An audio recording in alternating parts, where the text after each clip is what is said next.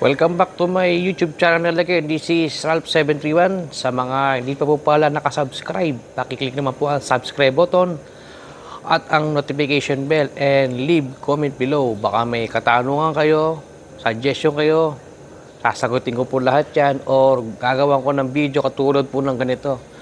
Ganito mga reaction video sa mga nagtatanong. Okay, shout out po sa lahat.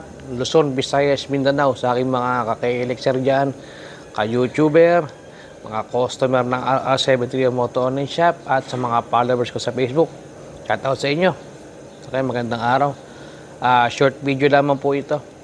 Sasagutin na po natin ulit yung tanong ng aking nag-comment sa aking channel. Hindi ko alam kung subscriber ko to. Salamat naman kung nag-subscribe siya.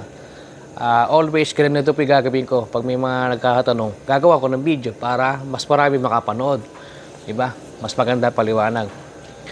Eto, may katatanong si Sir kung ano daw ba yung pwedeng pamalit na fuel cock. Ano ba fuel cock? Yun yung nasa may ilalim ng gas tank ng KLX. Yun yung may on-off, may reserve, yung pinipihit nyo. Yun. Yun po yun, yung fuel cock. So, ano mga alternative? Kung mapapansin nyo, halos lahat po ng motor na yung may, katulad ng motor natin, yung may tangke na nagawa sa yero, yung may on-off din, may reserve, halos lahat yun pwede rin sa KLX. Kasi po, hindi nyo alam.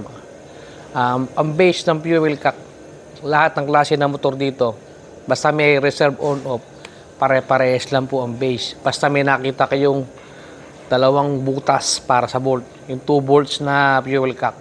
Hindi lang pwede yung TMX kasi naka-roscas yung isa lang yun. So, hanapin nyo yung dalawa tornilyo, yung dalawa butas. Kahit ano pong motor, pwede. Pwede yung badya na CT100, yan. Barako 175. Yung mga ano pa ba, yung mga ibang mga Pantra, doon po madalas sa mga Pantra.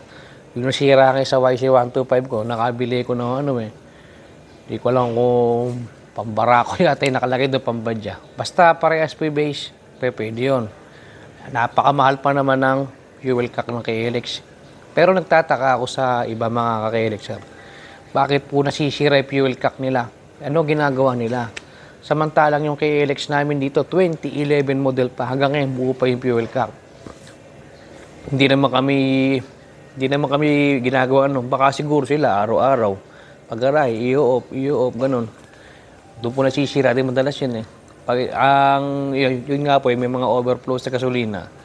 Hindi po solusyon na i-off mo yung fuel cock o yung gripo ng tangke ng gasolina. Pinaka-the best po dyan, ayusin nyo yung overflow ng carb. Kahit hindi nyo patayin yung fuel line. Kami po dati sa KLX namin, buto namin hindi kami nagpapatay ng fuel line.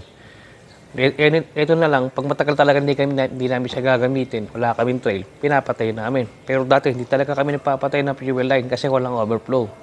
Yun lamang po yung mga kaka-elixir. And kung alternative ang gagamitin yung fuel cock, mas makakatipid kayo. Gano'ng kamahal ang fuel cock ng KLX sa genuine, di ba?